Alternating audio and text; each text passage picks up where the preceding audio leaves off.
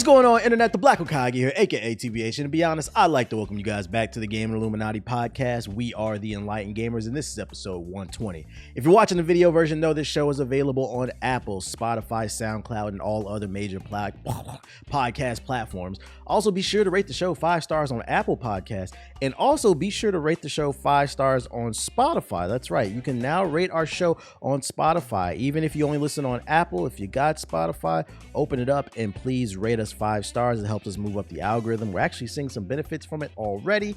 We're moving up them charts. So if you guys want to help us out, rate the show 5 stars on Apple and Spotify.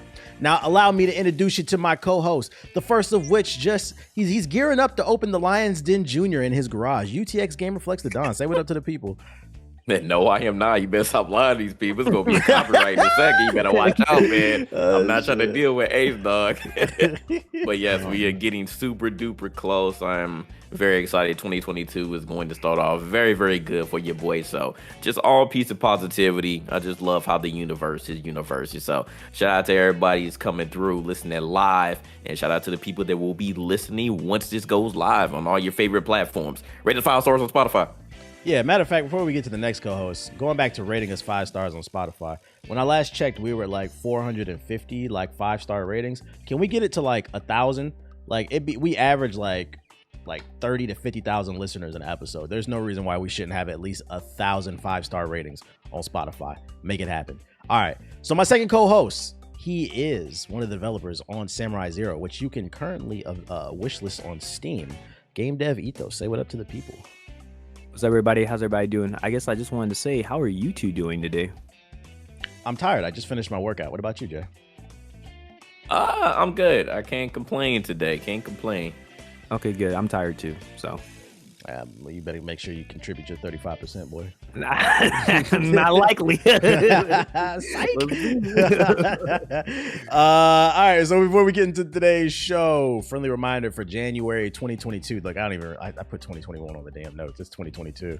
This is the first show of the new year. Hold up, yeah. It's the first show of 2022. Wake up, Ethos, get excited. I'm tired. I'm tired of COVID. January, I know, right? January 2020. We're all fucking tired of fucking COVID, bro. It just keeps going, but people refuse to wash their hands. So what can you do? They had to get out there and party. So for January 2022, the free games on PlayStation, there's Persona 5 Strikers, Dirt 5, and Deep Rock Galactic. On Xbox, you get Nero Voider, A-Ground, Radiant Silvergun, Space Invaders. And then on PC for the Amazon platform, actually some good games. There's a whole bunch of games, but I only wrote down the 2 that mattered. Star Wars Jedi Fallen Order, which is one of the best games of 2019. If you haven't played it, it's for free on Amazon. You have to be a Prime subscriber, by the way. And then World War Z, which is a good co-op zombie shooter. So make sure to pick those games up if you're on PC. All right, opening conversation. Since the last podcast, we haven't done a podcast since last year, man. Some things changed, and I'm pretty sure Ethos is going to be super excited to hear. Let's talk about it a little bit. I gave the Xbox Game Pass a try, so go ahead and get it out of your system, Ethos.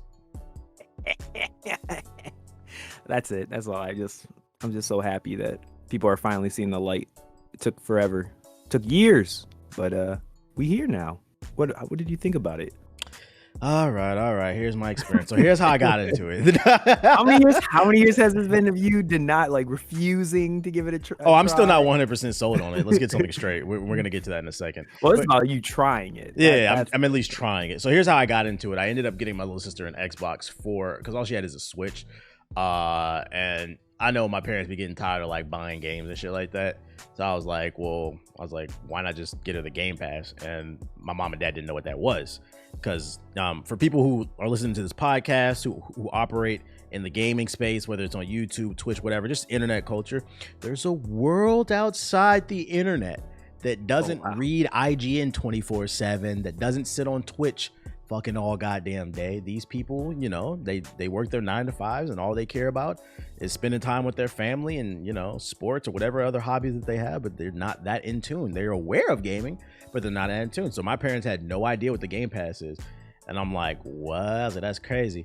So it was like, what is it? I'm like, all right, well, I was like, I'll get her Xbox for Christmas. I was like, y'all just get her the Game Pass.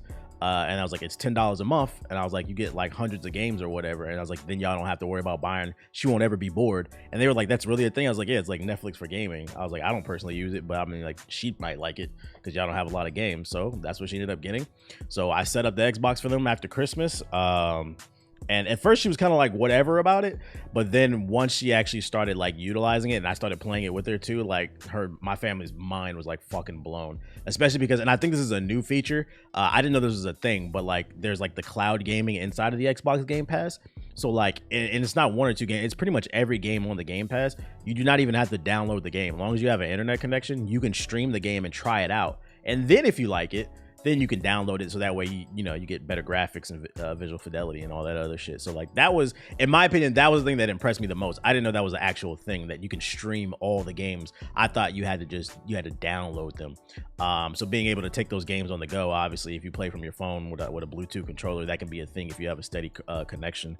And just the sheer number of different games. My parents, they had everything. Something for like, my sister was playing that damn Power Rangers fighting game, but then my parents were like playing what's that Peggle game or whatever. They had some for old folks too, as well as they played like some Ben 10 game, like, but they were trying all the different games, including like Halo and stuff. And she's like, this is only 10 a month. So then they just paid for a year, like straight up. And I was like, yeah, just make sure you keep the damn Xbox clean and you'll be straight. And then they liked it so much, I actually ended up buying another one. I bought my little cousin an Xbox as well.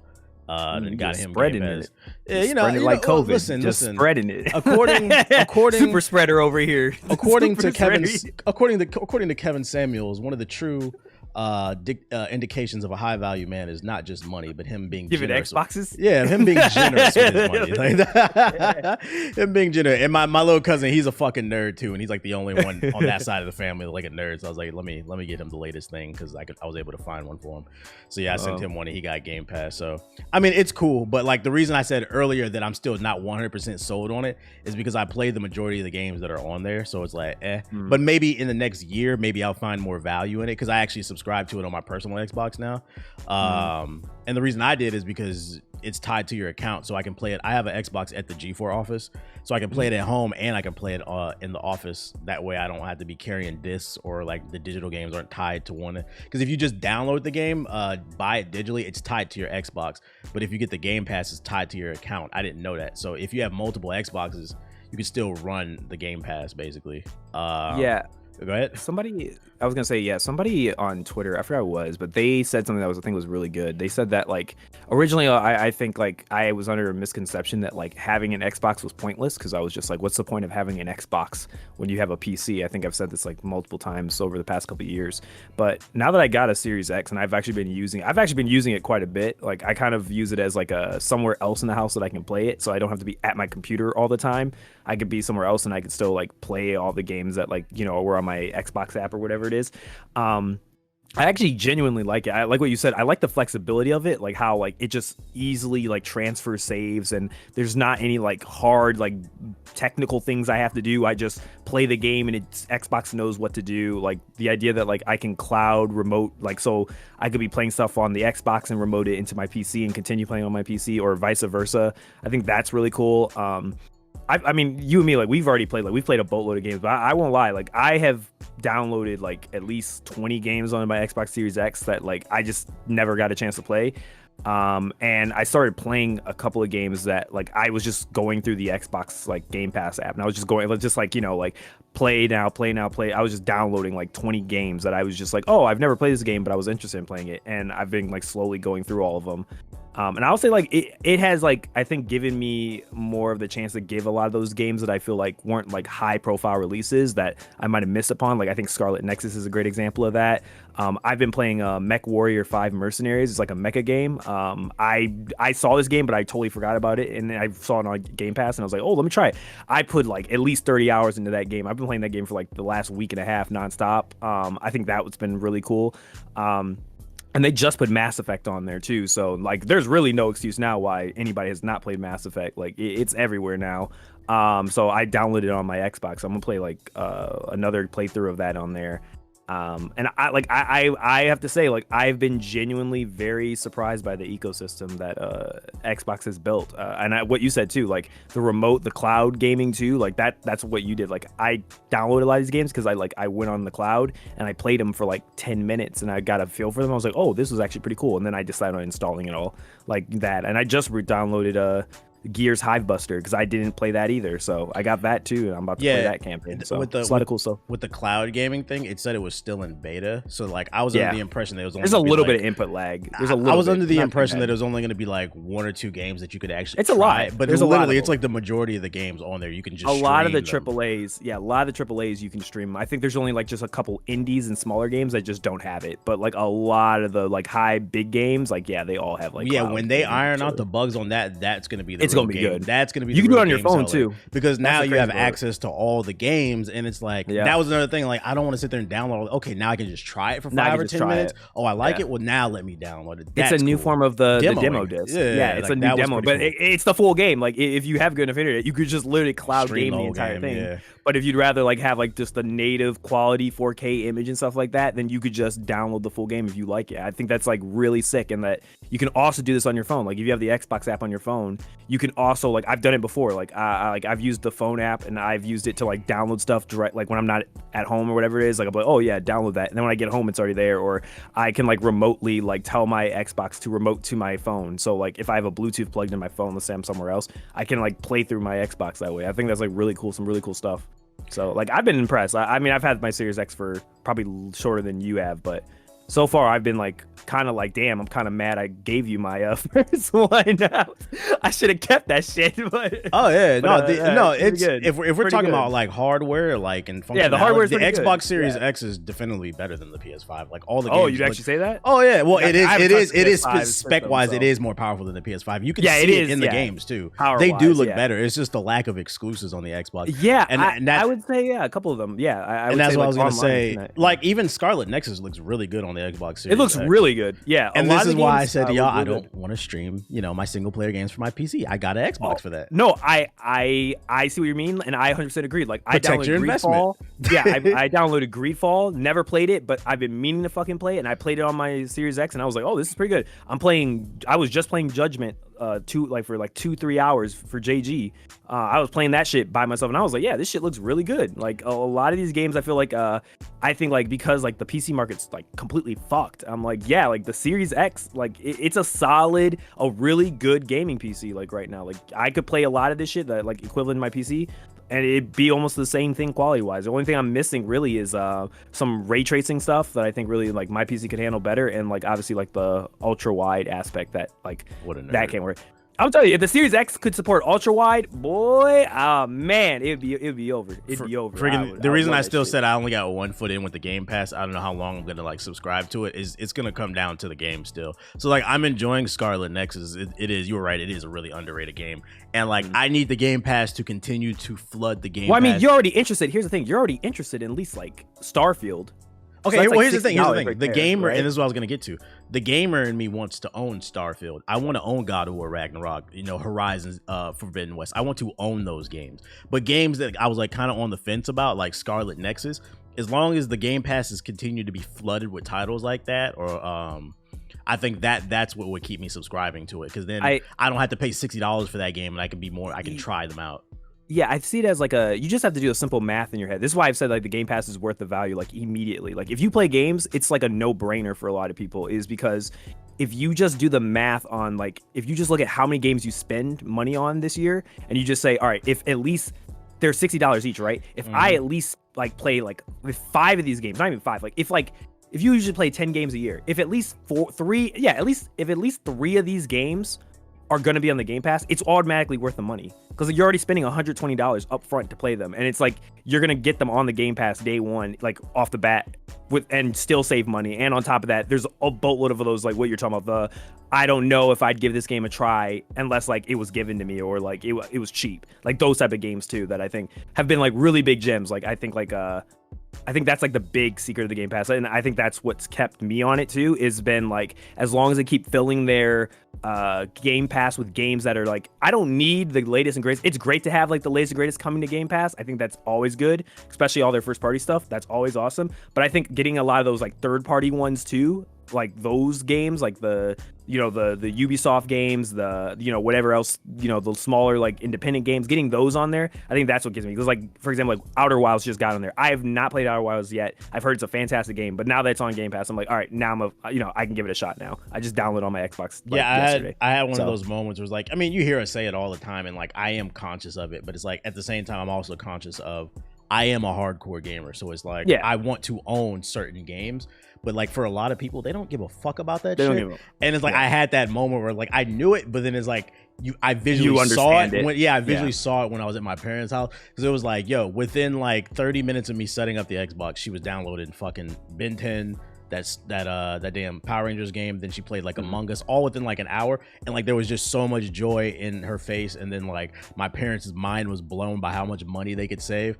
I was like, all right, this I can recognize. I'm still not 100% sold on the Game Pass, but I'll put it as it's not for me. I'm not gonna call it trash, but I think it's for I really think like this one, and this is what I believe for like a long time, is that I feel like the Game Pass, a lot of times we always unfortunately look down the scope of a lot of these things as from our perspective of like being like, hardcore gamers, that we've played this for so long. So a lot of things that like Microsoft or anybody else does that don't apply to us, we think are trash. But then we don't realize until those moments where we're like, there's that like younger kid or something like that, we're like, holy shit, like this shit just maybe not, maybe it wasn't targeted towards me, it was targeted towards someone else. You don't even touch your Switch now. When you see that, then you're like, holy shit, like, I see what they were going for. Now you see the bigger picture of it all. So yeah, I think it's gonna be very interesting, especially with like now the rumors of like, I mean, Sony now has recognized, they're like, well, fuck, like Xbox was ahead of the schedule. Like Xbox had a vision back in 2017. I'm not gonna lie though. Spencer pulled up, but if Sony comes out with the Game Pass and you get day one God of War and Horizon and all the other exclusives, that Game Pass is fucked. I'm not gonna lie. Well, no, not necessarily, because here's the thing, right? At the end of the day, if all you're gonna get is exclusives, like they already do that. Like, no, I mean multi-plats plus the Sony exclusives. Why would you? Why would you want the Xbox Game Pass over that? If they get that. But the thing is that there's a couple things. One, Sony doesn't have good cloud gaming. Like they just do not have a good system for that at all. Like PS Now is not even close to as good as the cloud gaming that Xbox offers. That's the first problem they have that they have to solve. So they can't even compete with Xbox from a like Azure database, like Azure's like cloud services. So they already have that issue they have to figure out. And then on top of that, Xbox has already been building, I'm assuming in the back end, a bunch of relationships with the Game Pass with certain like studios and publishers for their games. And it really comes down to a money game. That's what it's going to come down to. It's going to be who can give the most amount of money to a person to get it on their platform.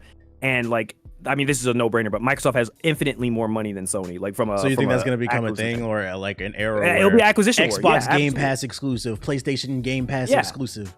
I mean, think of it like this, right? Like literally, like Xbox has like when Phil Spencer came on, he knew how terrible Xbox was when he showed up, and he was like, all right, I'm gonna build this planned out for 5-6 years so that we'll be ahead of the schedule. And Sony is just now trying to catch up to that. And like Sony can do the best they can with like their PlayStation Plus like service, but it's just Xbox just has too many hands and too many buckets that they're just pulling too many games into the Game Pass, and the marketing for it's been really good. So like for Sony to catch this, like I think even if they were just like, hey, like you get to play God of War and Horizon and shit, if it's just exclusives, the only people who are going to get that again is just PlayStation people, right? Like you need to have stuff that people outside of your ecosystem is going to want it. That's what Xbox got, right? Like people who aren't necessarily who have Xboxes still got the Game Pass. A bunch of PC players who weren't in the Xbox ecosystem got the Game Pass. But if your ecosystem for your Game Pass is you have to have a PS5, it doesn't work. It just doesn't work effectively unless you have as well as Xboxes does. That's the key. Now, I will say,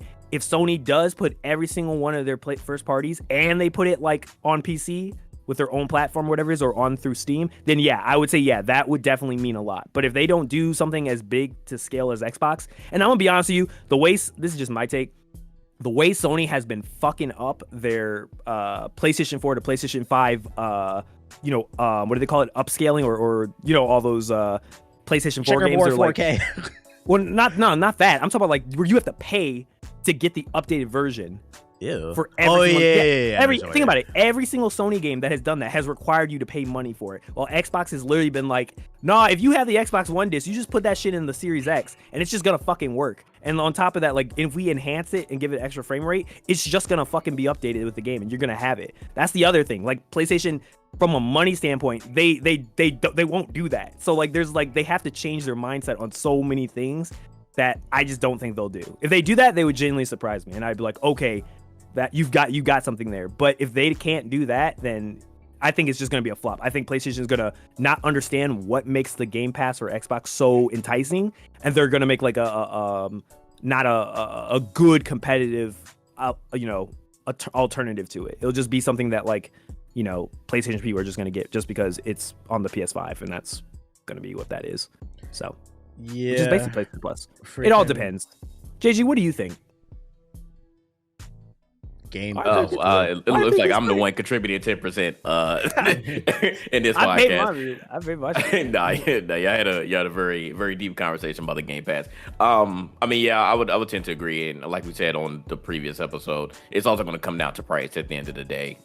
We need to seriously see what Sony thinks is going to be fair to charge for this, but I think at the end of the day, they definitely need to directly compete with Microsoft's model, just flat out, because you're going to need those exclusive day one. Like if Microsoft said, hey, we believe in, even though they still don't have as many exclusives right now, but the exclusive that they do have, well, getting Bethesda now, that's slightly changed, but for the exclusive that they do have, if they're saying, hey, these are all coming on Game Pass day one, Sony has to do that. Like I feel like it is literally no choice at this point. So if they do that, we'll see. There's still a huge amount of Sony fanboys out there, so don't underestimate them. I do believe that the Microsoft structure is very strong right now, and I initially was a non-believer because like you mentioned, Ethos, when we're talking about it from our standpoint, like we're just different because we've been in this industry for a while and we get access to a lot of games for free. So right, we're at the point where we don't have to spend as much money,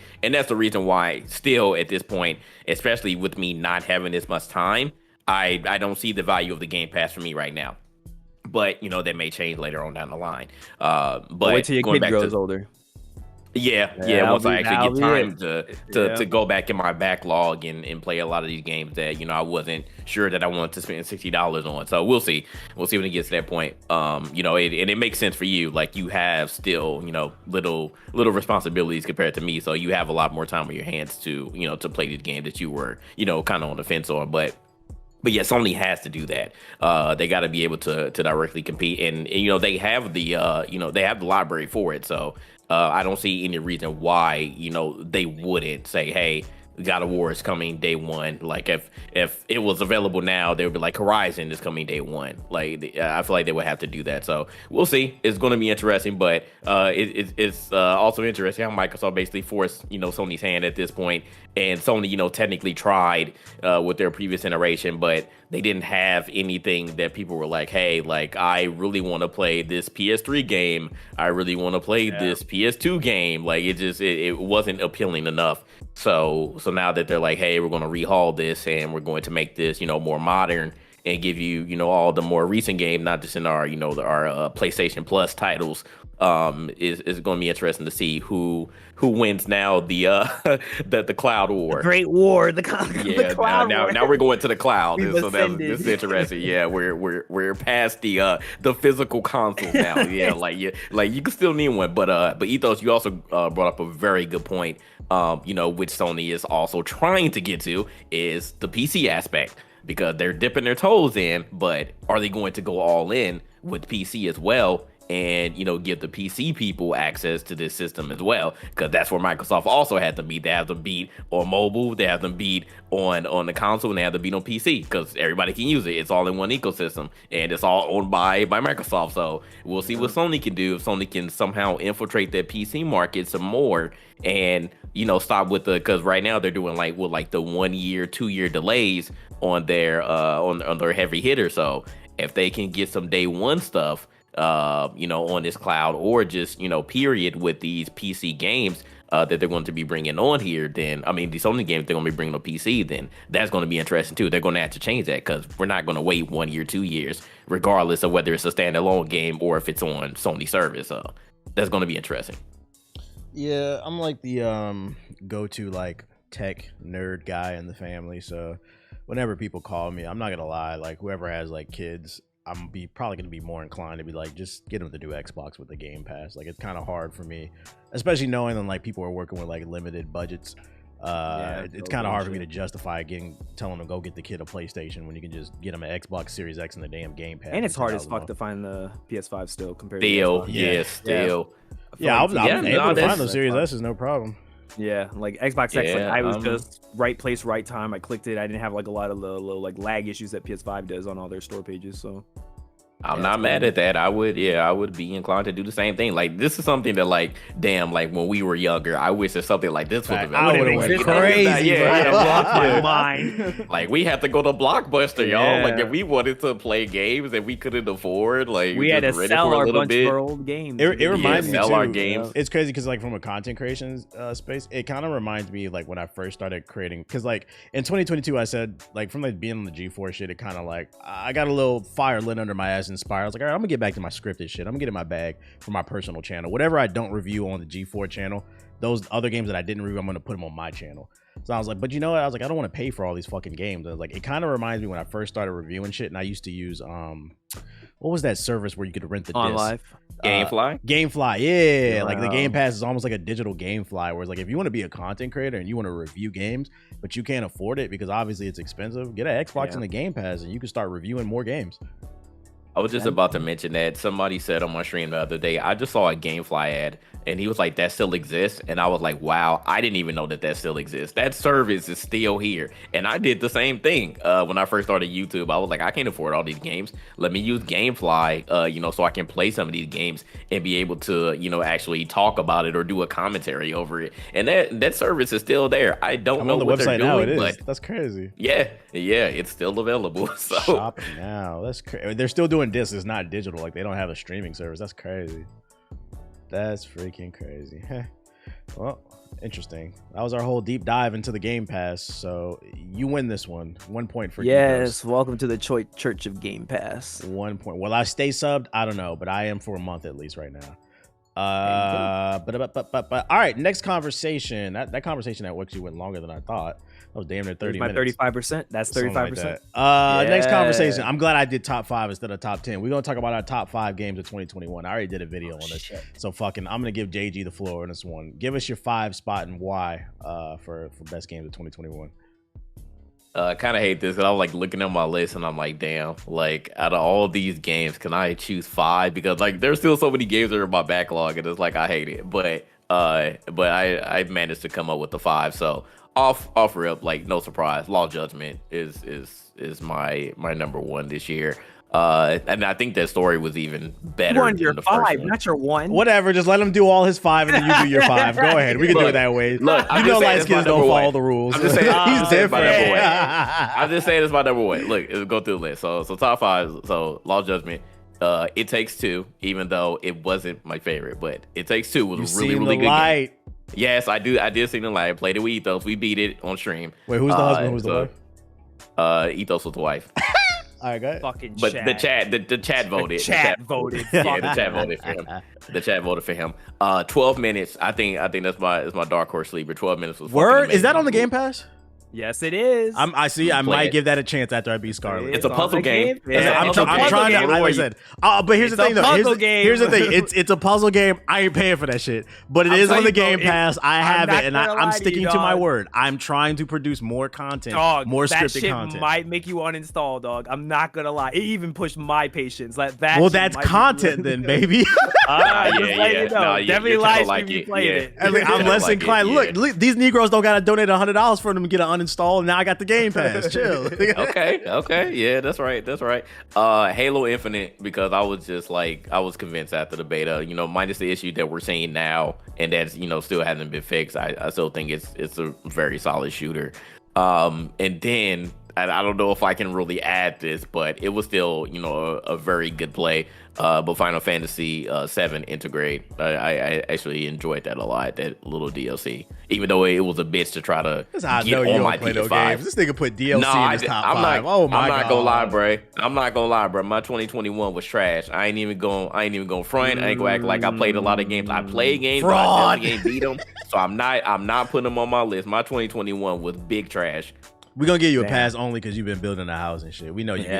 We know you've been brick by brick and shit. This nigga's an adult now. This nigga growing on the up. ground. Yeah, I got a lot of stuff to do, dog. You could say I don't play no games. It actually does apply this year. Me and Ethos trying to hold it down for the bachelors still out here. Yeah, we trying. Yeah, it's getting tougher. It's getting tough. All right, Ethos, give us your top 5. So you want me to just go through all 5 then? Yeah, just go ahead.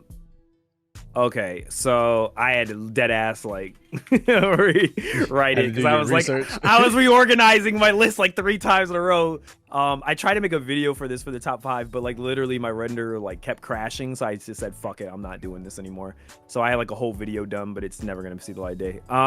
So it looks like for me, this last one's kind of interchangeable. I called the Xbox Game Pass slice. It's interchangeable between Scarlet Nexus and Forza. Is my number 5. My number 4 goes to Halo Infinite. Number 3 goes to Deathloop. Number 2 goes to Guardians of the Galaxy. And then my game, I'm trying to cheating like JG. My game of the year is Final Fantasy 14 and Walker. That's definitely no surprise. I already do that. So yeah, nothing has come close to touching that shit. It takes you pay $15 a month. Yeah, absolutely, and I loved every second of it. And I had to fight damn servers. Them servers were fucking dying. It Takes Two would have been maybe my 5th or maybe my 6th slot. I enjoyed it, but JJ already knows. Like, I kind of felt burnt out by it when we got like 3/4 through it. But you felt like it was too long. Yeah, I feel like there were some segments of the game that I felt were just like so unnecessary. Like me and JG were rolling our eyes when we had to do what was the one? JG, was it the snow one? Yeah, the snow one was so unnecessary. Yeah, that shit had me bored out of my fucking mind. But there's the ones that were good, like I feel that. Because I did mention that because I was like, from playing A Way Out compared to that, it did feel a little bit A Way Out is shorter, but I thought it was gonna be like a Way Out. Like it would be like a 6-hour. It was like 12 hours. But it felt like 12 hours, and some parts just dragged, and I was like, oh my god, I just want this to fucking end. I mean, pretty much, like, even though I understood it, like, the 4 pieces of the letter, like, that whole part, just throw that part away. That part pissed us off. Yeah, that was where we were like, I was like, bro, I want to fight this book, bro. Fuck you. Yeah. Like, I'm done, bro. The space thing was really cool. I thought that was a really cool, like, level design and game design mechanics. But, like, yeah, the ones after that, I was just like, bro, I do not want to do this shit. But no, it's definitely still a great co-op game, without a doubt. Still, no doubt. Like, probably in the top 5. Very great with its gameplay mechanics. I do love it for that. But yeah, that's that. But yeah, like, that's Final Fantasy 14 and Walker is just Jesus Christ. It's one of the best things I've ever played. Definitely in my top 5 favorite games of all time now. And shout out to Marvel Galaxies for proving me wrong. Guardians of the Galaxy, because I swear I was ready to hate on this game, but it proved me wrong. It proved me wrong all the way. So shout out. Okay. Freaking. I mean, I made a video, but if y'all didn't see it and you listen to the podcast, I'll do my show 5. it real quick. I'll do my 5. Number 1 was It Takes Two. Come on, guys, you already know what time it is. Number 2 was Psychonauts. Were you the girl? No, I was the guy. Remember, I played with Kai, so I got. You played with a girle. Oh, yeah. That's probably why I enjoyed it more, because it felt like much more of a natural experience. Oh, you played forcing each other. I didn't know you two were dating. My fault. Nah. What's the name? Number 2 was Psychonauts 2. I'm surprised nobody mentioned that, but that was a really good. That game got hoed. I haven't played it. I'm gonna play it. I haven't. Everybody who's played this game, they love it. But it feels like this game did get snuffed. Like it didn't get a lot of attention. Yeah, it's very unfortunate. Ratchet and Clank Rift Apart was number 3 for me. That was really good. 4 was Guardians of the Galaxy, and then 5 I put Halo Infinite. I didn't play the story, but I enjoyed the multiplayer enough that I don't even play the story, bro. Don't even. Yeah, I don't. The open world did nothing for me, so it's so fucking mid, man. Oof. That shit was super mid. That's crazy because it's been getting good reviews.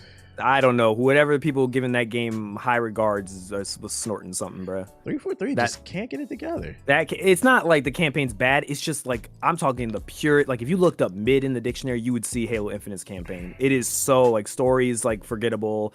The level design is not even atrocious. It's just it keeps doing the same thing. Like, open world segment, go into mission. Mission is going inside of the Halo ring. Go into room, go into battle arena, and they just copy and paste. They copy and paste like the same level design layout, battle arena layouts, like over and over again. It's like you see the same rooms over and over again for like 20 hours straight. It's like, bro, come on, this can't be it. And yeah, we had it early at the G4 office like a couple weeks before. Yeah, you were right. Out. Yeah, I remember we were all playing. We were all sitting around a big ass TV, taking turns on the X-Play staff playing it.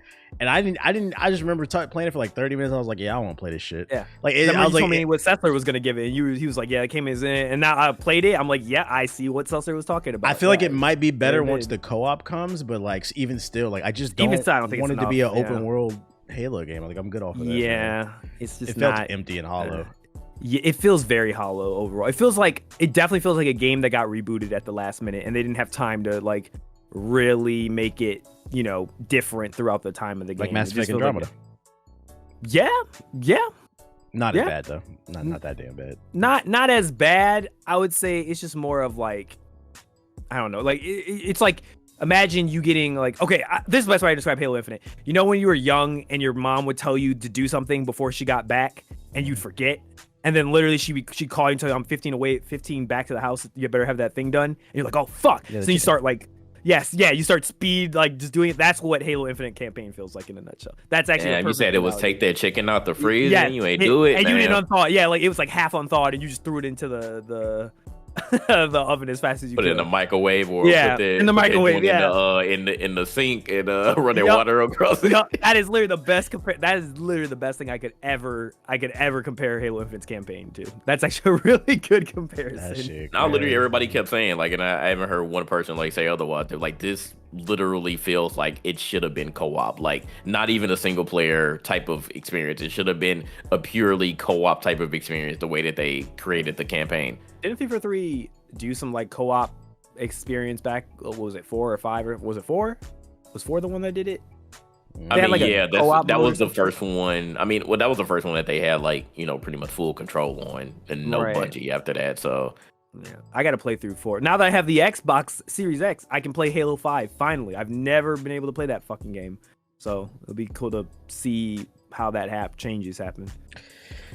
But yeah, those are our top 5 games of 2021. I feel like 2022. What was the worst game you played this year? Worst game? Yeah, what was the absolute worst game you did not enjoy? So when I think of like, first of all, let me say games you didn't enjoy. I won't say like, okay, if it's technically terrible, then yeah. But I mean, like when you just like, it could have been game people love, but you were just like, yeah, I just did not like this game. I got one. I don't remember any game that was like flat out terrible, but I know a lot of games that disappointed me, and the one that I could think off the top of my head was Assassin's Creed Valhalla. That game pissed me off. That didn't come out this year. Yeah, did it? No, that game came out in 2020, dog. That's how long. That's how long that game is. That's how long that game is. You couldn't even tell the year. That's how long that game takes. It takes literally a year to beat that shit. Oh, shit. I shit you not. I'm about to you Google couldn't even tell. No, I'm laughing because COVID, bro. It's because it did come out in 2020. I told you, bro. COVID got my brain is fried. No, it's not the length of the game. It's COVID, bro. Every year's the same, bro. No, bro. I thought that came out last year. That game is that long, dog. I swear to you, dog. That game is ridiculous. Also, to be fair, I'm looking at it came out November 2020, so it was late. It kind of was a 2021 game, but still, yeah. God damn. Well, I gotta. Y'all bring up a terrible game. Let me look up what came out in 2020 because I don't remember. My brain is fried. For me, Biomutant. That game was a huge disappointment. That shit came out this year. Oh my god. Yeah. Biomutant was. Oh my god. It was such a chore, and like they hyped that game up so much, but then we didn't hear anything about it, and I think that was a sign. I should have known. Yeah, that was a sign. Like once we heard about it one time, we saw it on E3, and then didn't hear about it for a couple of years.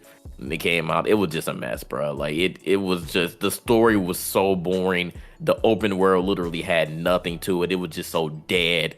And it didn't, like, just to start, like, it didn't reel you in. Like, if a game doesn't reel you in within like the first 15 to 30 minutes, then that that's not a good sign. Like it didn't give you anything. So that game was terrible. I didn't even beat it. Yo, my brain is really fried by COVID because I was sitting there. I was like, "Wait, did Godfall come out last year?" I just googled it. That shit came out in 2022. No, they gave you 2020. Oh shit! What the fuck came out last year? I'm like, I can't remember. Yo, my years are blurred together. Oh my god. Oh, you know what? Crash Bandicoot did make me lose brain cells. I remember that game. It wasn't technically like a bad game, but I hated that game. That last 2 hours of Crash Bandicoot 4, my brain exploded. Fucking Avengers came out last year. That shit was ass. That didn't come out in 2021. I could have swore, No, that shit came out in 2020. That shit's been out for like a year now, like 2 years. Oh, the next gen version came out 2020. Yeah, that's why they updated. Okay. Yeah, that shit's been out for a minute. I think it came out 2019. Yeah, Crash Bandicoot came out in 22. It's just it came out August version. 14th. August 14th, 2020. Man, yeah, I'm not thinking about it. I don't think I really played Outriders. A terrible game. That didn't come out this year, last year either. Wait, did it? Yeah, no, it was April. Yeah, 2021. Outriders. Outriders did come out this year. Yeah, yeah, CBH didn't like that game. Okay, yeah, okay. CBH that game. I take it back. That's just remind me. Back 4 Blood. That's controversial, but I'll say Back 4 Blood didn't do it for me. That was disappointing. I wouldn't say it was. That was disappointing. Yeah, I wouldn't say it was terrible. I'm not mad. Yeah, I'm not mad at that answer. Yeah, it had. I know you made me watch that. You made me watch that. What's the name of that shit? You know the fucking video you sent me every time he fucking posts something. Oh, Kroby Cat. Yeah, he's back. He comes back. Yeah. I take time to watch that shit, and I was like, that video explained exactly what it was. That I just couldn't like Black 4 Blood. I couldn't figure out what it was. And then when I watched the video, I was like, "Yep, that's what it is." That everything in that video perfectly explains why I didn't fall in love. I didn't care because I was never a Left 4 Dead fan, so it didn't bother. Yeah, see, that's what it was. I was like a huge Left 4 Dead fan, so it was just those detail aspects that I didn't realize were missing until they were pointed out in the video, and I was like, "Oh, this makes sense why I didn't feel as engaged as I did back in the day when I played Left 4 Dead." I thought it was just a nostalgia thing. I thought maybe it was maybe I just outgrew this type of the game, but I think that's just what it was. I'm going through all the 2021 releases, and there weren't really just any flat out games. Terrible games. It was just, but it also wasn't a lot of great games. It was just kind of it was an I dodged one though. That Necromunda game, the higher gun game. I was actually interested in that game. It was like a Warhammer 40K by Focus Home. It was like a shooting game with parkour and stuff in the 40K universe. It looked cool. If you look at the marketing, you could have a dog eat people and shit. It was really cool, but it came out and I saw reviews and people was like, "Yeah, no, this ain't it, dog." And I was like, "Oh, glad I dodged that bullet." So. Oh hell no. Yes, no, but yeah. Yeah. But yeah, I'd probably say Back 4 Blood. Yeah, definitely Outriders too. I would say Outriders and Back 4 Blood are probably my two most 2K sucks. I mean, that's a given. I mean, that's not, that's a given. I was literally about to say that's a given. Ain't no more to mention that. Let us know when it's good, yeah. All right, let's move into the news section of the podcast. Literally right before we started recording, the studio behind Dying Light tweeted out that it will take 500 hours to 100% complete the game. And then somebody asked, well, how long, for the average user? And then they replied and they said it would take, if you do the main campaign and you don't rush through, just a few side quests here and there, on average, they said 70 to 80 hours. And oh my God. Allegedly, I may or may not have already been put in charge of reviewing this game for G4, so my brain fucking hurts. So I'm definitely going to be disappearing allegedly at a certain point next month. I honestly think this is terrible marketing. I don't think this is a flex. Even if it was 70 to 80 unless you were The Witcher. Unless you were The Witcher. You're not Mass Effect. We don't care. Yeah. If you're not The Witcher or Mass Effect, I don't think this is something you should be flaunting. Oh shit. Maybe this is only certain franchises can get away with, and it works. Like Fallout. You see that gets you hyped. They might be able to get away with this with Starfield, to be honest, because it's a space no. game. I feel like this would be required for Starfield. I feel like for how long it's taken and all the mystery behind it, people would expect something like Starfield to last this long, like a Witcher long. So I'm trying to sit here and figure out, well, how many of those hours are going to be, if it's a 100+ hour game, how many hours are going to actually be fun and doing shit? It's really 70 for a campaign. There's no fucking way. Jumping from building to building, hitting zombies. I feel like that's going to get boring after 20 hours. What's wrong with an 8 to 30 hour game? What's wrong with that? Story and side quests. So this is just the main campaign plus doing side quests. So but they said that because that's how most people are going to play the game.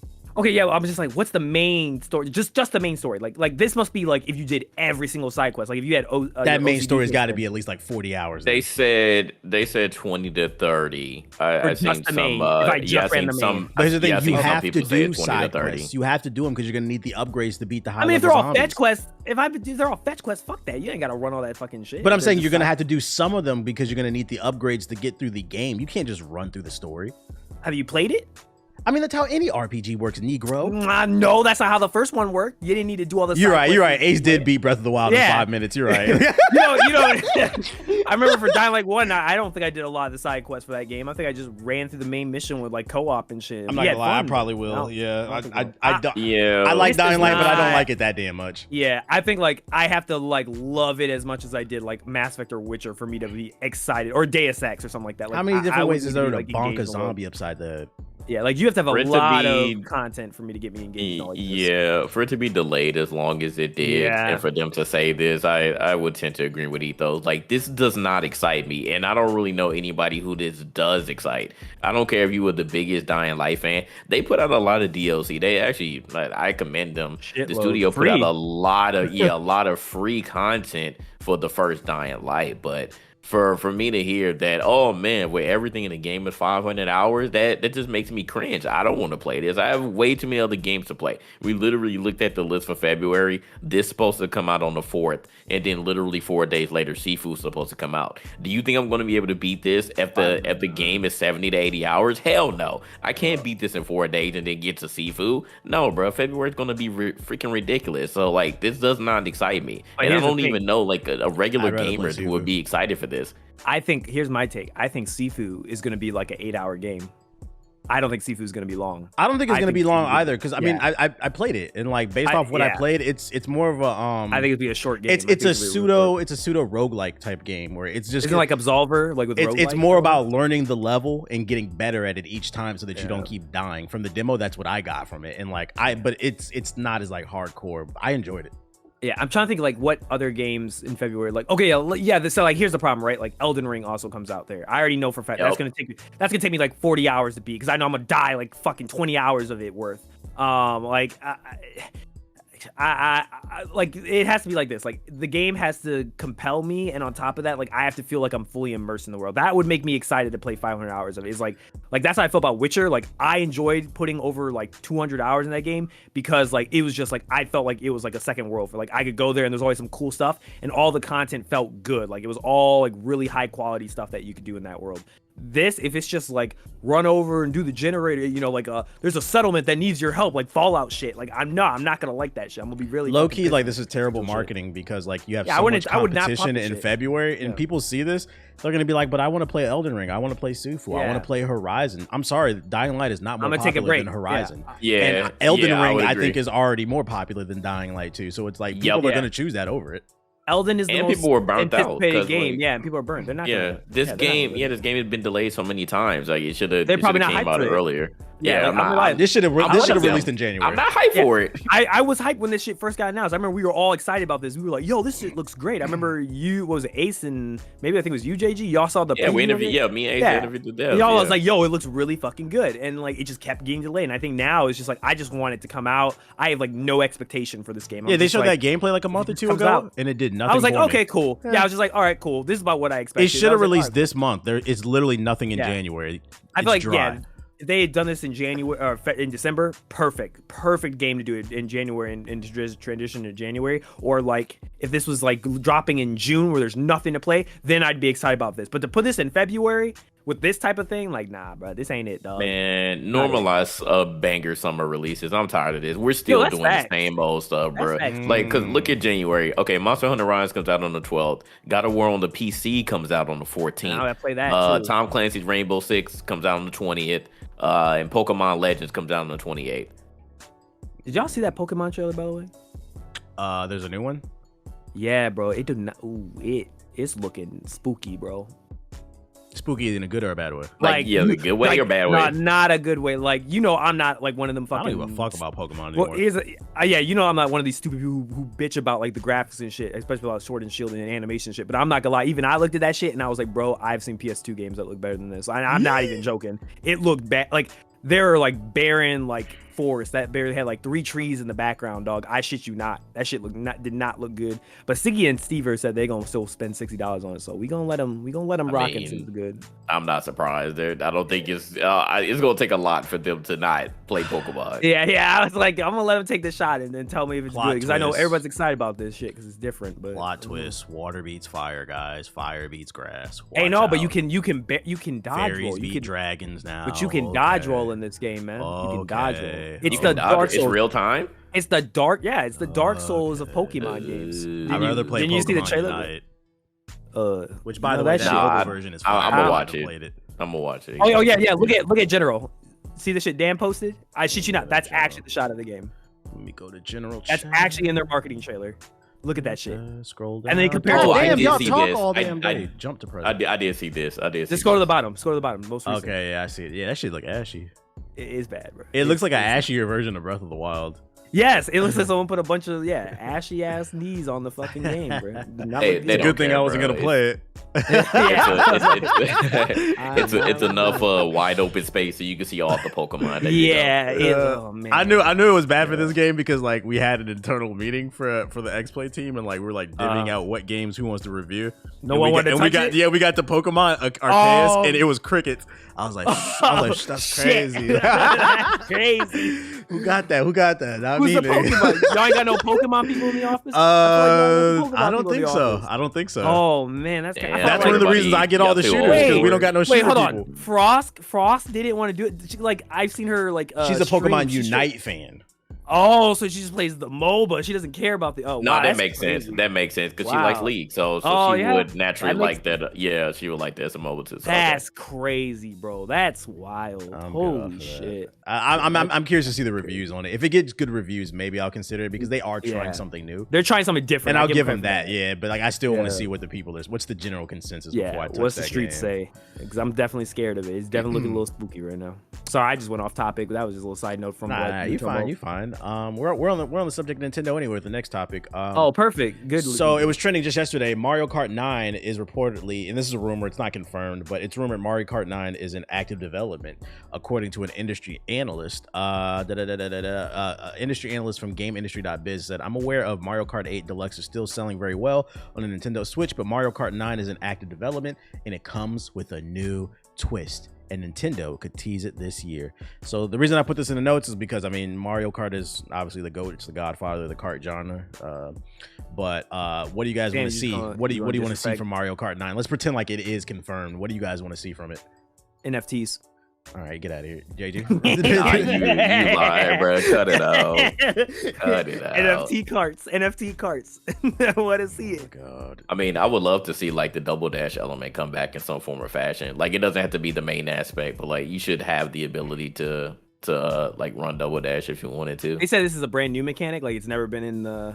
It just said with a new twist. I don't know what the hell that means. Yeah, Battle what the Royale. hell is this new twist? Battle Royale. We don't know what this new twist is. It's Battle Royale. No, I would like to see them make double dash too. Like fun fact, that I believe if it wasn't the first, it was one of the first online games Nintendo had on the GameCube. There was a adapter that you can get for it, but a lot of people didn't know about it, and you could play Double Dash online. Obviously, that should cut out your internet, wouldn't it? Like, probably. Someone pick the phone. Obviously, it failed because it was the GameCube era, it was ahead of its time. But now that we live in this internet digital age, I think Double Dash would thrive. Being able to play with your friends, one person controls the car, the other one controls the weapons. That would be fire. They don't have to do anything. And if you ask most didn't Frost say that she was like a master at Double Dash? I wouldn't be surprised. I think she said this on Mario Kart. I think she said some G-Force skits about to happen. Yeah. I feel some G-Force skits about that. I think that's an easy way to print money, bro. I think people would go crazy for that.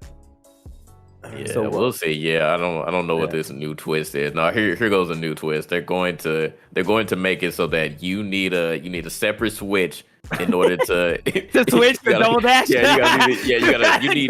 need a separate Switch. Everybody needs their own Switch. Even if you're sitting right next to your partner, you need a separate Switch in order to play together. To play behind the person behind the cart. Yeah. You gotta. They're gonna put you in a physical cart, each of you with your Switch, and you gotta plug it into the wheel. You gotta buy a wheel extension for your Switch. You gotta plug that. You're gonna slide into the floor. Yeah, you're gonna slide across your floor in order to play. There you go. Oh man, that shit gonna run real great on my Steam Deck.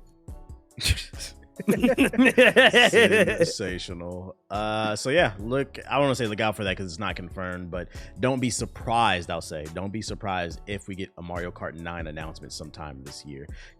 And I hope it's real because God knows the Switch needs fucking games. Other news, PlayStation. Okay, so CES is going on, and one of the big announcements is the PlayStation VR 2 was announced, coming to the PS5. It will feature improved visual fidelity, 4K HDR, HDMR, 110 degree field of view, up to 120 frames. It'll have headset-based controller tracking, new sensory features, eye tracking, more power, over 9,000. How we feeling about the PSVR 2, guys?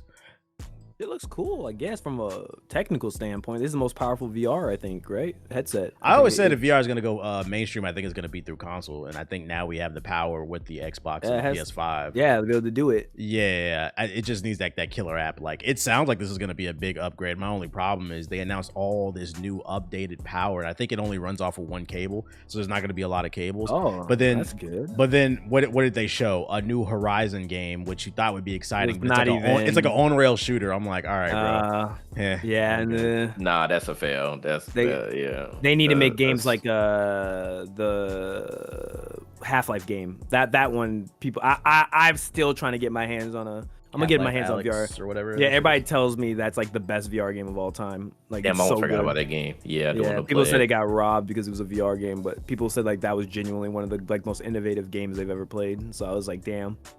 Valve out here making bangers. I mean, maybe it can get ported to the PS5. Yeah, that's what people are thinking. Like, maybe they'll port it because I mean they are dropping like Sony.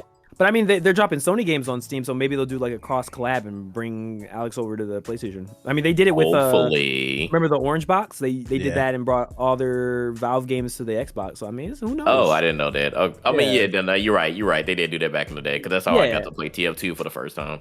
Yeah, it's very possible. So, I think the problem is going to come down to is one is the price, because obviously this is the most powerful, so there's no way this thing's going to be cheap. And then the second thing is going to be availability. Right now, all the technical shortages and shit we have right now, like this shit's going to be gone the moment it goes up for pre-order. It's already hard to get a PS5. It's going to make it even harder to get a PS5 because of the chip shortage. And now you're putting the chips towards the headsets. And then you got to get the headsets too. Yeah, like this is going to be like almost like an urban legend to find, I guess. Well, this is why this is why the PSVR failed, because I mean there weren't any killer apps for anyone to run out and go get it. But the second thing, I think that they could possibly like do some damage with this if somehow you can go into the metaverse with this too.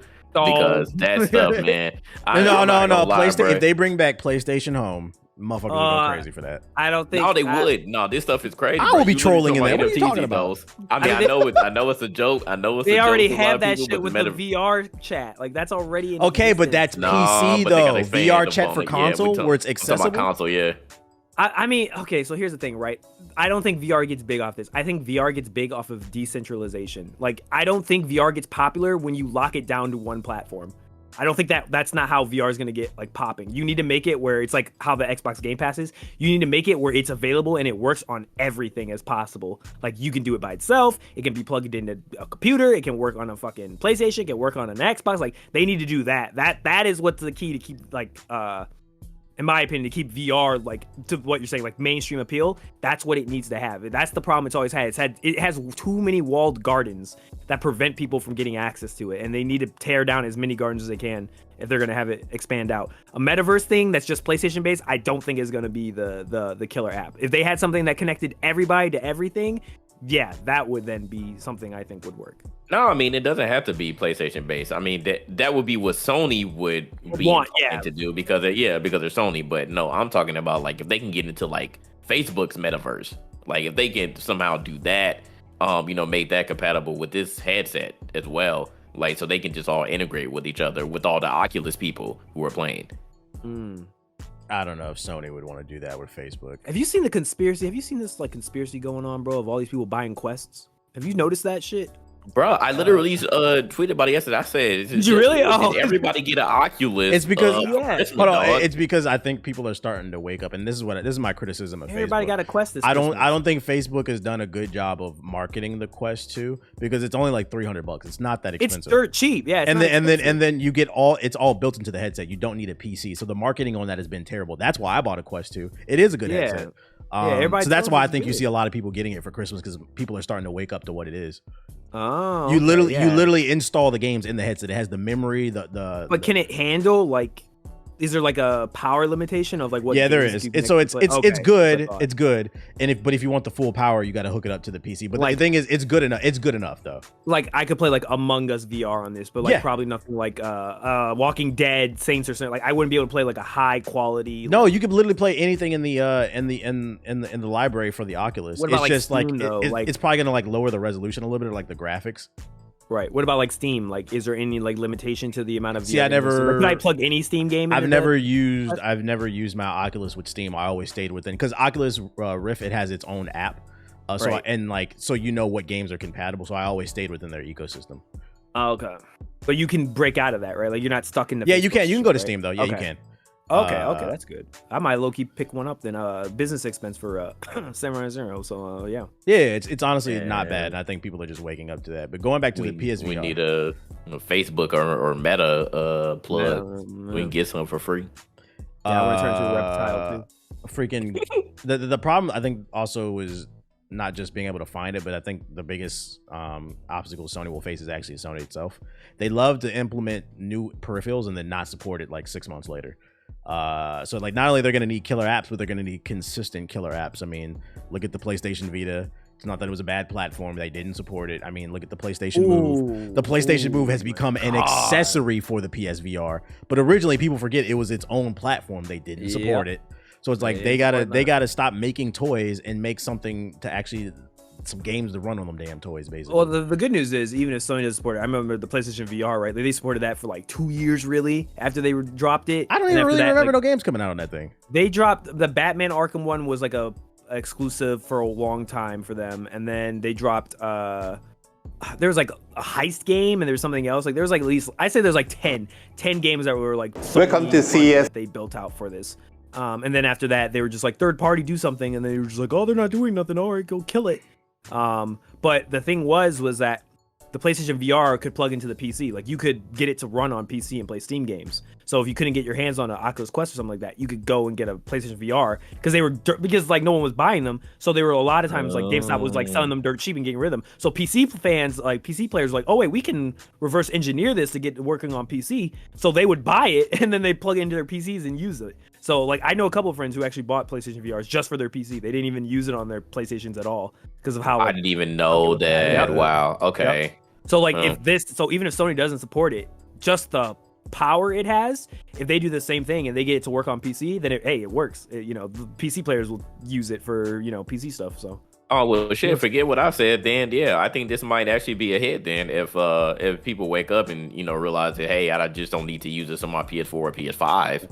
But you get how you said you didn't know that, right? That's because only like the hardcore VR people were aware of this. Like I think like what TBH said, right? There was no marketing. Like no one would have known this. So they'd let people know. Yeah, there'd be PSVRs literally like in the back of GameStop. No one was buying, not realizing. Wait, I could use this shit on my computer? Like they didn't know. Yeah, so. It's kind of crazy. Okay, yeah, my mind's blown. Okay, well, this might actually be a better thing then to make a more powerful VR device. I guess we have to see how much. Did they have a price point for this? No, that's the thing that I'm scared about. Is this the very powerful high spec machine?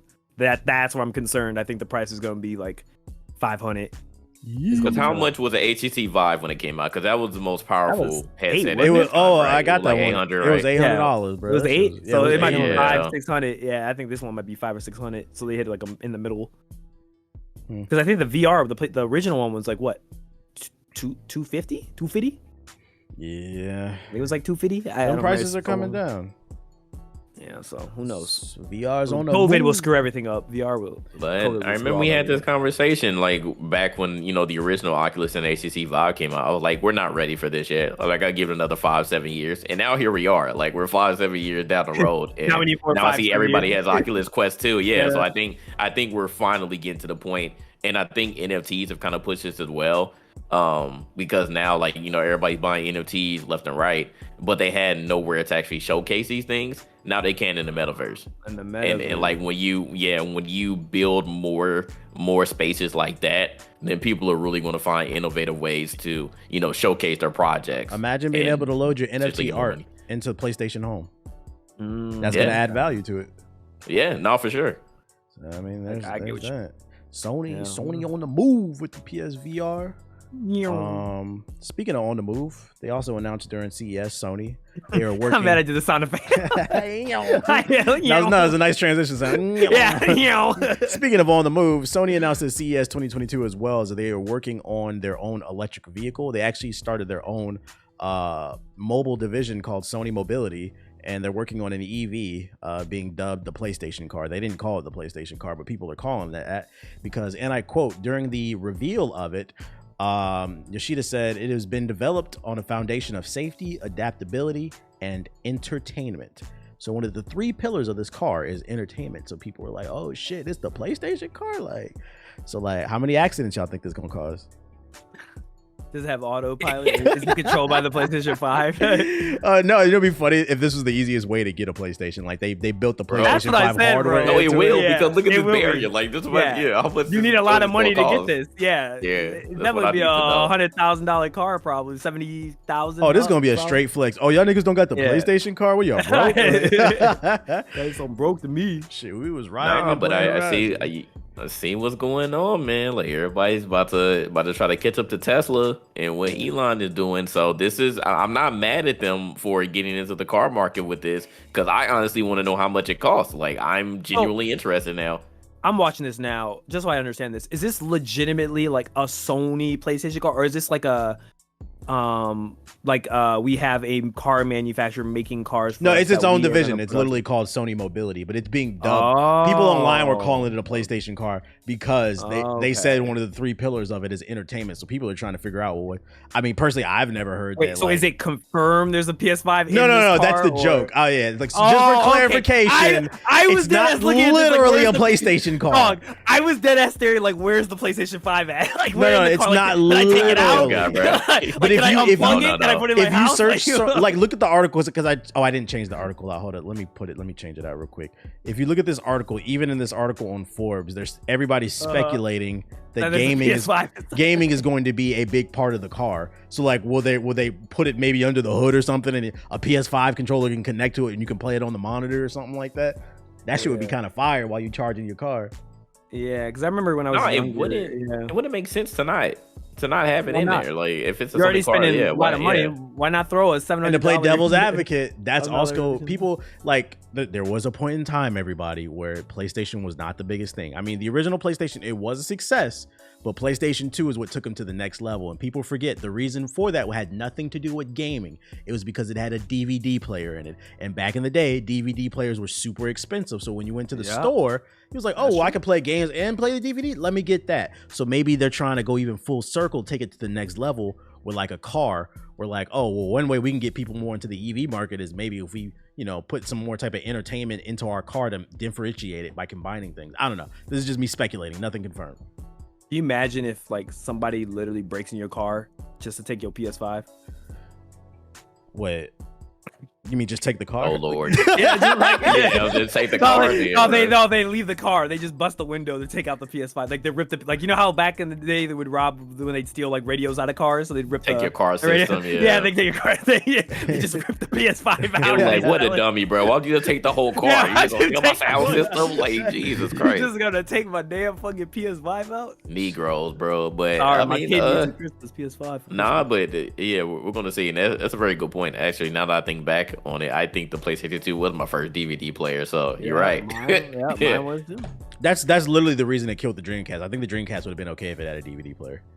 Damn. Sega. Right, well, no, actually, it still would have died because Sonic games suck. But anyways, let's see. Yeah, so Sony car, look out for that. Sony Mobility, it should be interesting. Keep your eye on that. Take the bet on what's the price, the starting price. Take a bet.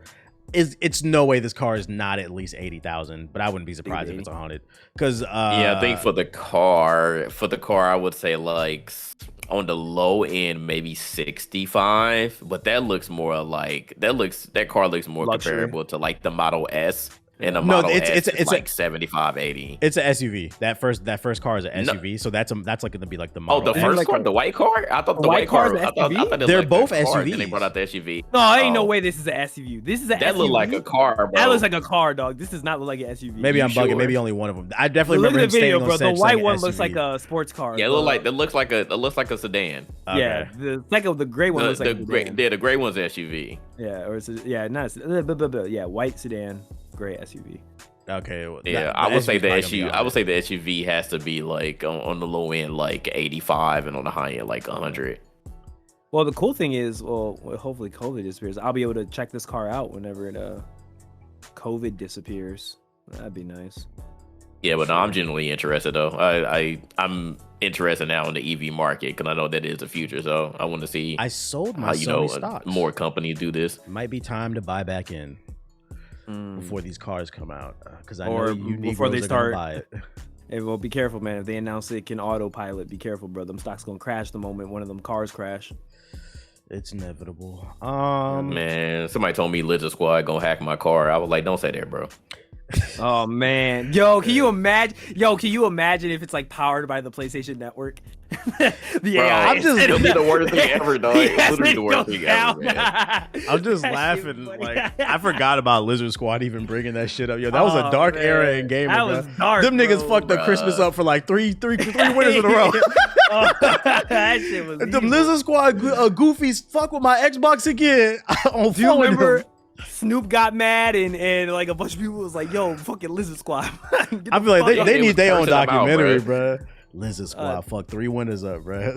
Yeah, that shit was crazy, man. What an era! Holy fuck! Shit. I was there when they was hacking the credit cards on PSN. Yeah, and they all the PSN went down. They stole all the information from the clients, and it was like a whole 3-month affair. Like PSN was not like up. Yeah, I said, see, that's why I got the 360. That's why I don't play. Yeah, niggas was like, yeah, that's what y'all get. When niggas was on the Xbox 360 talking shit. Oh man, that shit was crazy, man. Activision filed a lawsuit against cheaters. The person who created, I guess, the main cheat, the engine owing or whatever, for Warzone. Using they women. Yeah, I was gonna. Well, go ahead, get into that. So you think they should focus on that more? Yeah. I think they don't have their priorities right now. I mean, cool. Yeah. Fuck cheaters. We all agree with that. But I don't think that should be your priority number one right now. They're cheating on the moral compass. Yeah. Your moral compass needs a little adjustment there, big dog.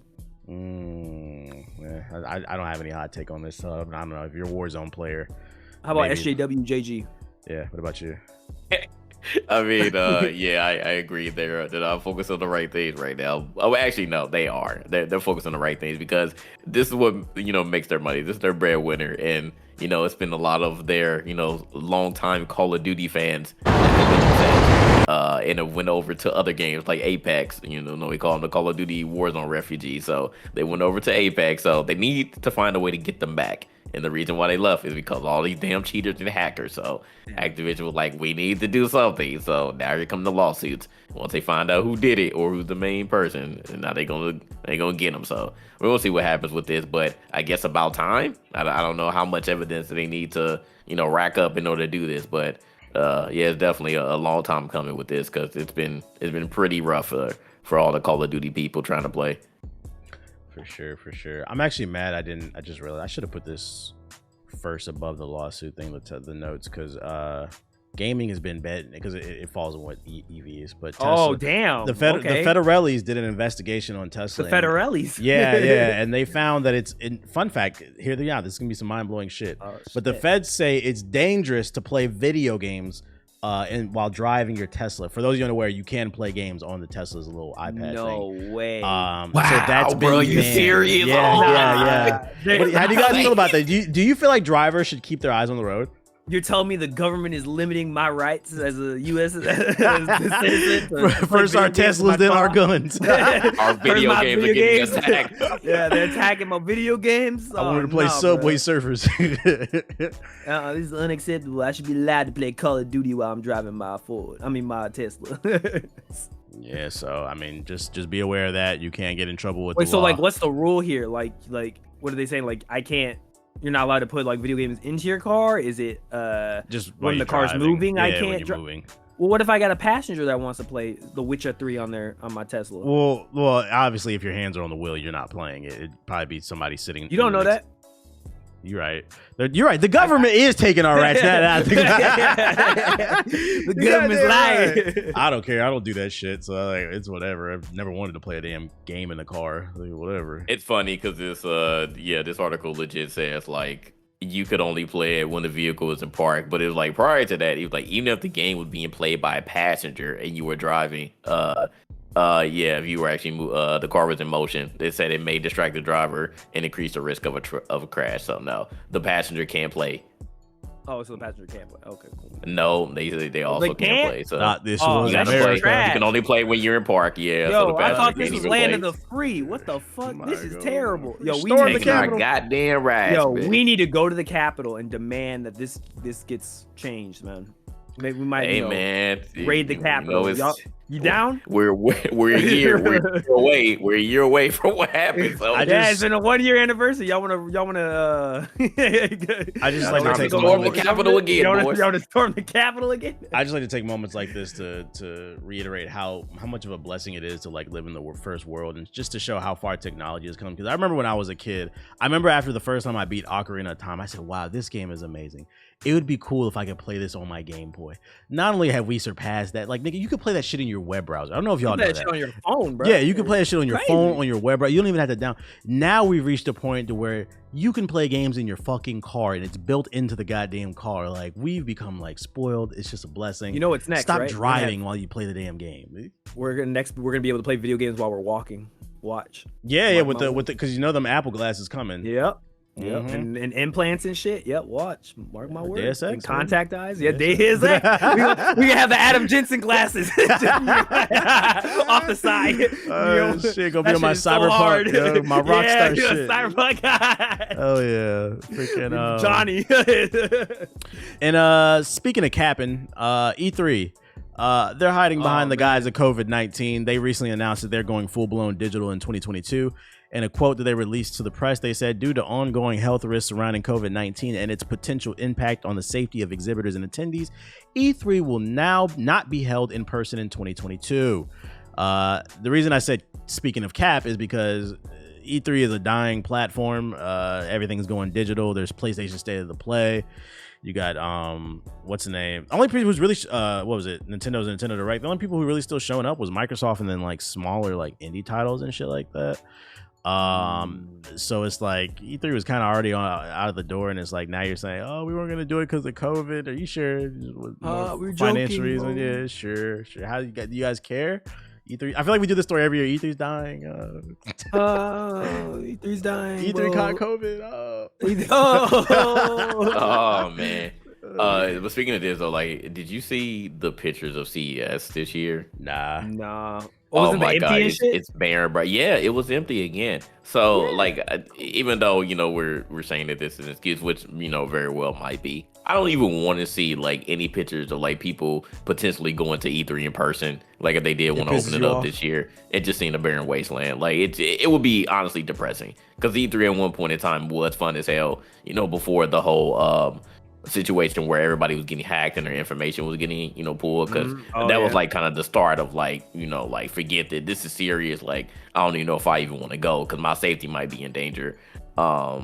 So I don't want to see them like this, because even if they did, I would fear it would be the same way. Like we're still not in a situation in the entire world where we're ready to have a big event like this in person. It's just not happening. So it's fine. I'm cool with them doing it online again, but I just know I won't be attending, especially if they're trying to charge people to go. Like it's a virtual event. Chill out. It wasn't fun anyway. Last time when they opened it to the public, they ruined that shit. Fucking Yeah. can't even get done because there's fucking turned into Six Flags. I mean, it was already Six Flags, but it was Super Saiyan Six Flags once it came open to the public. Go there. The shit open for 8 hours. You get maybe to play 1 or 2 games a day for 5 minutes. It's after like work. Yeah, I understood why, they tried to change it up to, let people go. It's money at the end of the day always, because they were losing money for people, consistently backing out. Because once you found out the price that they were really charging in order to even get a booth there, you're like, sheesh, like y'all are taxing like a mug. Yeah, it's ridiculous. So I understood why they, ended up letting in the general public and, giving them the option to pay. But yeah, you're right. It did become like way too overcrowded. So yeah, it wasn't even fun to even like navigate and try to even do our jobs. Since Ethos brought it up earlier with the whole, social justice warriors, let's move on over to the SJW section of the show. First story I got for you is card crackers, aka scammers. They found a new scam and they're using the Twitch platform. If you're unaware of it, people out here are now money laundering through Twitch. What they do is they steal credit card info and then they buy a bunch of bits off of Twitch, which is the virtual currency. And from my understanding, it's like it's not the full-blown dollar, but it's still a way for them to, if you buy like 1,000 bits for like $1, I think like 80 cents goes to the actual Twitch streamer. So what they would do is they have like their little friend stream on Twitch, steal people's credit card info, buy some bits, and then they get 80 cents on the dollar for everything, and that way they get to keep the money that came from the credit card without it being traced back to them. But obviously the feds found a way to trace it back to them, because we're talking about it right now. How you guys feel about this card cracking thing? Like, you think this is gonna be the next big thing, huh, Jay? No, scammers go scam, bro. The scammers gonna find a way. It don't matter what it is. It don't matter what type of currency platform. It don't matter, bro. And people gonna find a way. So this is just ridiculous. They said they got like 9.8 million with this joint. Dog, they was sitting there clowning with these bits. So they said, I'm not surprised. I mean, they, this one with Turkish police ended up doing their work, finding people who were doing these launder scams, but I don't think it's going to stop anytime soon. I think more people are going to try it now. So we'll see. But I'm not surprised that this is happening, that they're money laundering through freaking Twitch currency. The reason I even put this on the show notes, I don't have nothing too crazy to say, but I did just want like our listeners to be aware of this, because like, credit card scams is a big thing. And the last thing you want to do is like, just be aware of it when you open up your account and you look like, yo, why do I have $50,000 charged to my damn credit card for Twitch bits? I only spent $20,000 on Amaranth. Like that other 30. Like, oh wow! Wow! He said that's a little bit too much, dog. You fucking horn dog. He went for that shit. He really went for that shit. Oh shit, yeah. So if you feel like you've been spending a little bit too much on your favorite e-girl on Twitch, it might not be you. You might want to call your credit card company, man. I just wanted y'all to be aware. It might not be you. You're used to that amount of spending. I only spent $5,000 this month, not 20. Oh my queen, and she just recently got banned. Wait a minute, I didn't buy that much off her Amazon wish list. It's so funny that people like admit it. Y'all was admitting that y'all did it. It's crazy. Say, yeah, I did it, man. I participated and I wanted that money. Like, boy, y'all snitching on yourself. That's crazy. Shit crazy. Other Twitch news, Chef Gordon Ramsay, I'm sure you know of his gazillion different shows where he yells at people and calls them idiot sandwiches. He was recently on another cooking show, and a Twitch streamer appeared on there, was a contestant, and she said that she was a streamer on Twitch that cooks, and he said, what the fuck is Twitch? Set the internet on fire. He definitely he found out, and then after that, a bunch of Twitch streamers started getting copyright strikes as well for watching various cooking shows on Twitch. I personally don't care about this shit. I feel like this is like a cycle. Every 3 to 6 months, Twitch streamers pretend like they don't understand copyright laws are in place until somebody tries to steal their intellectual property.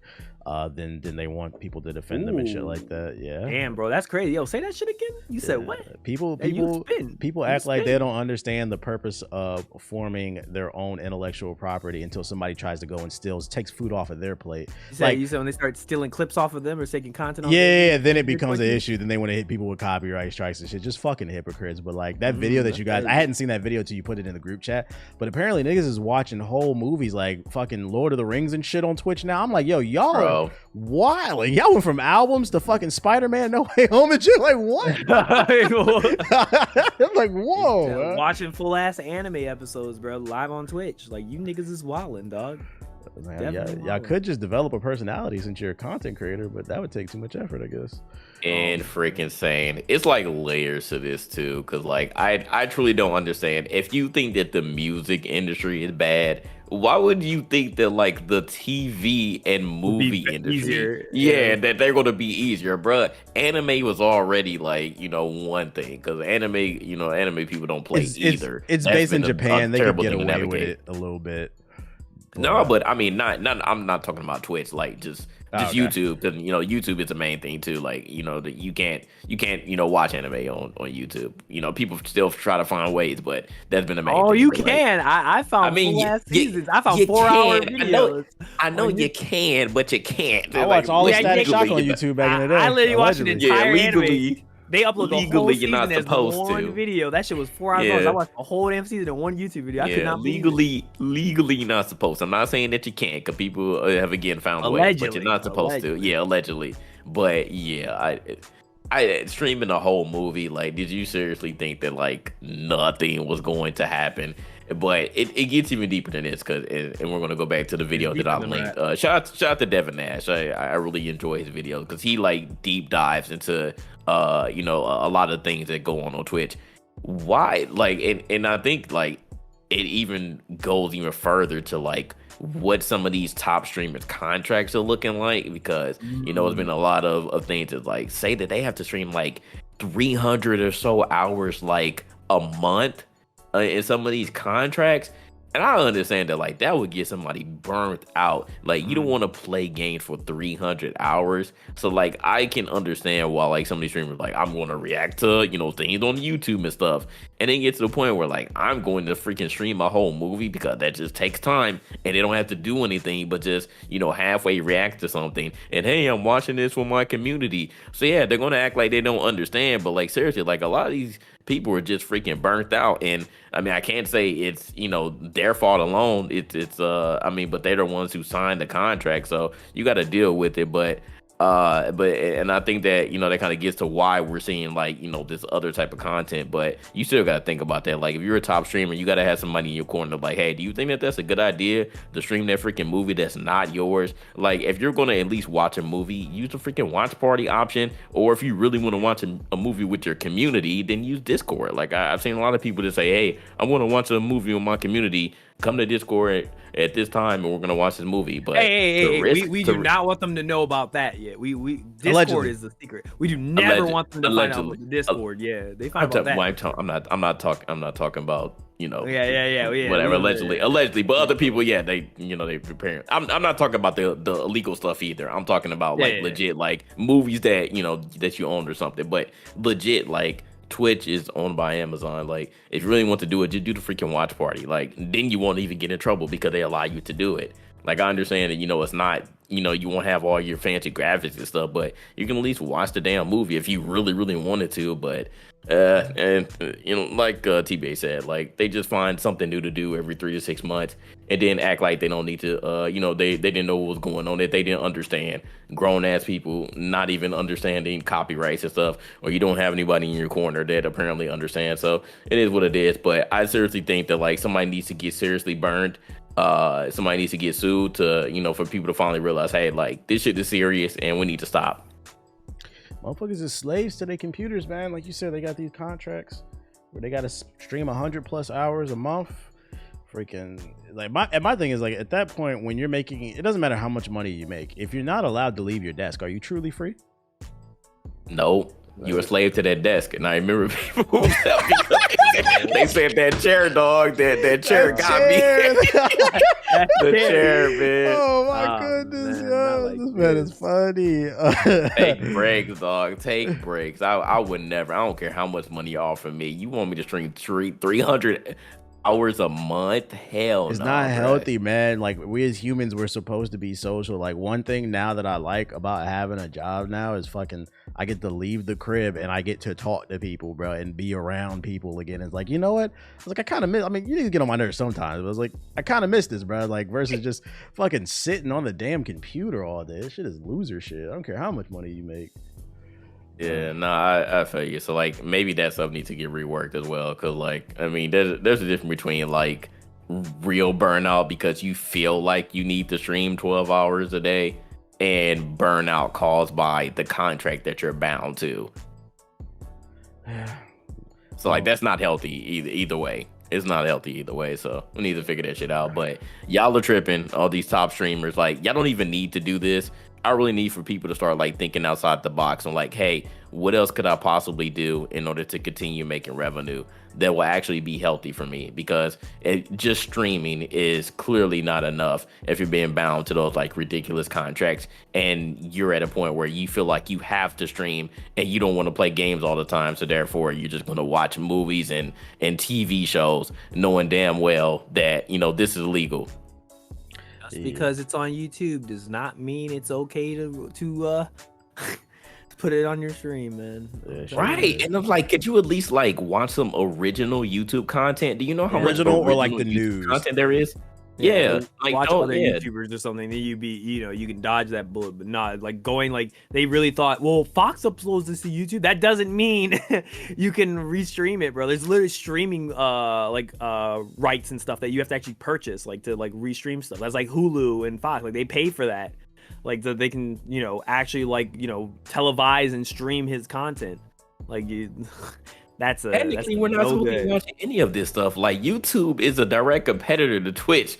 Yeah, at this point, so like you're technically not supposed to be watching any of this YouTube stuff. But again, if you're gonna do it, like just don't watch stuff that's like on TV or has been on a movie before. Just because it's on YouTube does not make it safe. It's because most streamers are fucking frauds. They don't really play like games like that. They're casuals. That's why they don't be in the mood to play no damn games, bro. And like it's a gaming platform.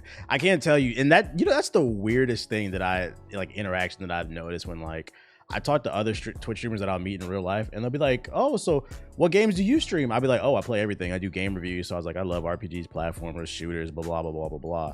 And they look at you like you're crazy, and like, I mean, it's gotten to the point I thought about the other day. I was like, "Yo, are we like the last of like a dying breed? Like, is everybody just like a casual or like a hardcore casual?" And I was like, "What do you mean you don't?" Because as video games has become more mainstream and more popular, you have obviously like those elements now like into it now, enjoying it. And I'm not gatekeeping. I'm totally cool with it becoming more mainstream and people loving it. Oh, for sure. But that is what you're gonna find is that like a lot of us that were like here very early on that were like legitimately doing this shit just for like because we liked it are kind of like dissipating more. And obviously like I mean think of it like this. I think was it JG? It was either you JG or somebody else, I can't remember. But when a lot of people were getting mad about like like the like sexual we're celebrating that was ending up on Twitch and shit like that. One of the things that I think Devin Nash even said it. He's like the biggest amount of people that are going to move over to the Twitch platform are porn stars, like 100%. Wait, why did he say that? He said that because he said, think of it like this, right? Like a big group of that demographic who were watching Twitch and stuff like that. I mean, think of it, just a big demographic in period is going to be watching porn on top of that. And then if you can get, like, they already see that, hey, what are you talking about? Like, I ain't got to be sucking dick, and you're telling me I can just sit there, look like pretty, a little bit, suggestive here and there, and I can make like just basically free money by just sitting there. Like they're gonna do that compared to like I forgot what it was like compared to like cam sites or whatever it is. So like they're gonna go for that because it's gonna be less effort. And I feel like I can't believe I'm saying less effort. Like you get what I mean? Like it's gonna be way instead of easier, sucking dick for money. Now they could just show a little titty and play a game. Right? They just show a little titty, like little sexualized little thing right here, there, nice little skimpy outfit, stuff like that. Like it'll work out. And like I did notice it too that like there are actually like a couple of noticeable porn stars that are actually on the site, and even like that, also ex porn stars that were like they used to do porn, but then they retired. Like think of it like Mila Khalifa, Sasha Grey, like they became huge platform people on Twitch after they retired. So and it's just like that for current ones. So yeah, kind of interesting. It'll be interesting to see how this all plays out in the next month or two. I hope somebody gets clapped. A domino. I would love to see a legal example. Someone be making an example legally. So it needs to happen. It seriously needs to happen because like and again going back to what Devin had said, he like it could be like three possible scenarios. Either somebody gets made an example of and it makes a ripple effect throughout Twitch and everybody's like, okay, like this person is getting sued for like millions of dollars just because they streamed a movie, like a movie that's owned by Warner Brothers or something, and they're not freaking playing with y'all. Two is Twitch is going to get in trouble, and they're going to have to once again adjust their policies, and then they're going to lose money because now I think if you're talking about like a safe harbor law, they're going to be like, yeah, this isn't safe harbor anymore, and or three, both is going to happen. But option 2 and 3 are going to affect everybody, not just the person who ended up getting sued for millions of dollars. So I would rather somebody get made an example of than Twitch end up getting hit again and having to once again readjust the policies. Yeah, and cause another like ad apocalypse all over again and like fuck over ads and shit. Because at the end of the day, this was somebody, and I agree with this. A lot of this shit, like I think a lot of these popular and big Twitch streamers, like they don't give a fuck what happens, because at the end of the day, they know for a fact if an ad apocalypse happens, it doesn't really fuck with them because they already have a lot of their shit secured, a lot of their financials secured with like sponsorships, which gives them more money than ads. Like Devin has already rich said people are fucking over people who are less offensive. Yes. What a crazy concept that rich people do actions for their own self-interest and don't give a fuck about the greater idea of other people around them. Yes, absolutely. I'm surprised people don't recognize this by now, but like they'll do this type of shit. They think it's a funny joke. Oh, well, I've been banned, I'll be back. And like what you said, like they're gonna get more attention for it. They're gonna get more subs, more people going to view them, higher numbers because like they're back now. And what happened? Like kind of like seeing your boy back from jail, like you getting released from jail. You're like, oh, what's happening? How is it? Everybody coming to see him. So like I think it's the same thing, and then the worst part is that like if an ad apocalypse happens, this doesn't impact them because that doesn't impact your sponsorships, that doesn't impact the other deals that you have behind the brand deals that you have. So you could be like, all right, I don't give a fuck about the ads. The ads is my lowest amount of like revenue from my channel. Like I'm getting a shitload of money off of my sponsorships, so I don't give a fuck. But obviously those smaller streamers, like a lot of them rely on ads because they're not, they don't have the hits to like do like crazy like crazy brand deals and stuff like that to sustain their their well-being. They're off here doing ads and like subs and stuff like that. So yeah, just the only thing I would disagree with that on is like, so one thing I do know about this contract, like actually specifically that Hassan dude, I know because I've seen him talk about it on stream. Some of them contracts they get is not just based off of hours that you stream. You have to run ads a certain amount of time, like certain number of times throughout your stream. And if that's in your contract, that means Twitch is relying on his viewership to get those ads. Twitch gets money off. Yeah. So if a person like that gets clapped, that affects Twitch's money. So like I don't know if it's as simple as like they don't give a fuck because like if they screw the platform, they're gonna screw themselves Twitch over. Yeah, this hurts. Believe it or not, this hurts Twitch as a corporation more than it hurts them. Like again, like the corporation, this fucks Amazon over. This hurts Twitch a lot, especially like when it comes to being content, because they might get like really OD crazy. Like when the DMCA shit was hitting for the music, they might go heavy on that for like the videos and just say you're not allowed to like show anything off of like any other sites. Like you cannot like restream content off of like a YouTube or anything. Like it doesn't matter whose it is, you cannot do that. Then there's a whole, am I allowed to stream this? Am I allowed to that whole apocalypse shit will happen all over again.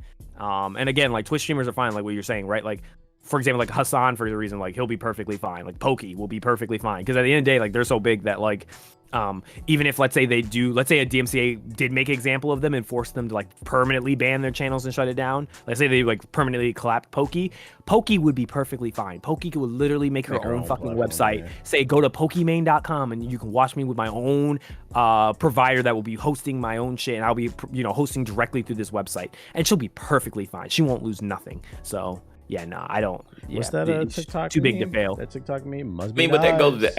This still kind of goes back to your point though that you were saying, TBH. Like if someone does end up, getting like a 2-day suspension or something, like Twitch is going to do their best to not have someone like that, who's a big figure, get permanently banned. Because if they do get permanently banned, then that's going to affect Twitch a lot.